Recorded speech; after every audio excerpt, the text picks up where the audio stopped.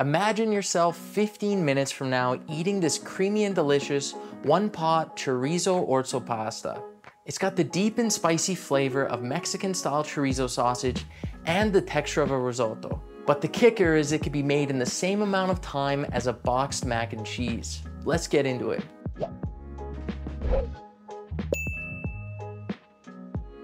So a moment ago, I mentioned that this dish has the texture of risotto, but can be made in a fraction of the time. And you're probably wondering how that works. The secret is that we're going to be using pasta instead of rice.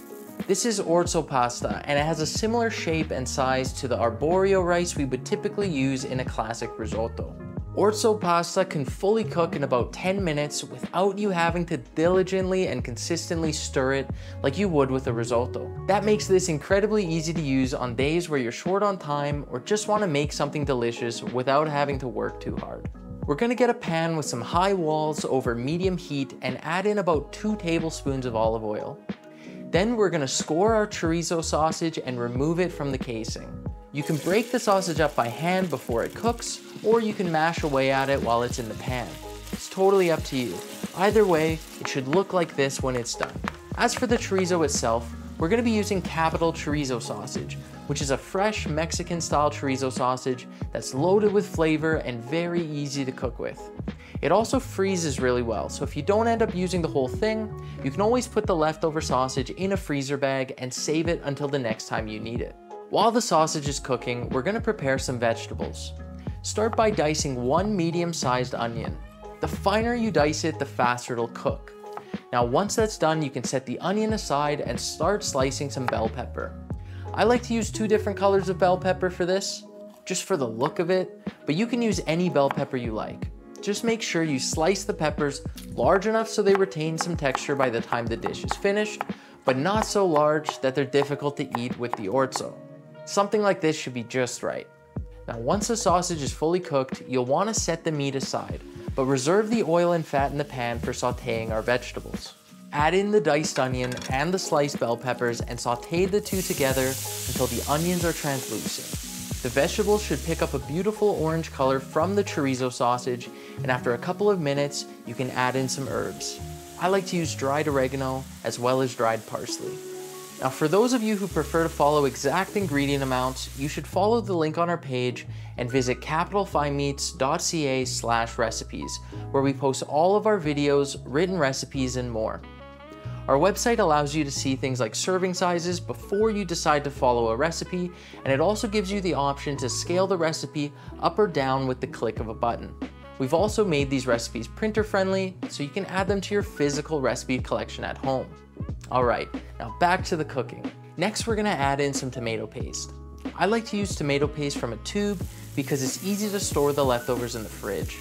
We want anywhere from 1 to 3 tablespoons of this stuff, so keep that in mind if you're using one of those smaller cans of tomato paste. Also, make sure you turn your heat down a bit for this part.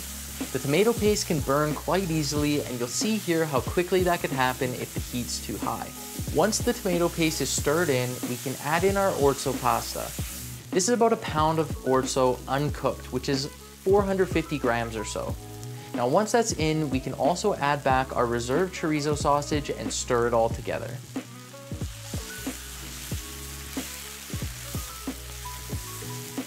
Now we can top up with about 5 cups of chicken broth and let it simmer with the lid on. You can add a little more or a little less broth if you want your pasta to be firmer or softer. The goal is that we're going to use the exact amount of broth that we need to cook our pasta.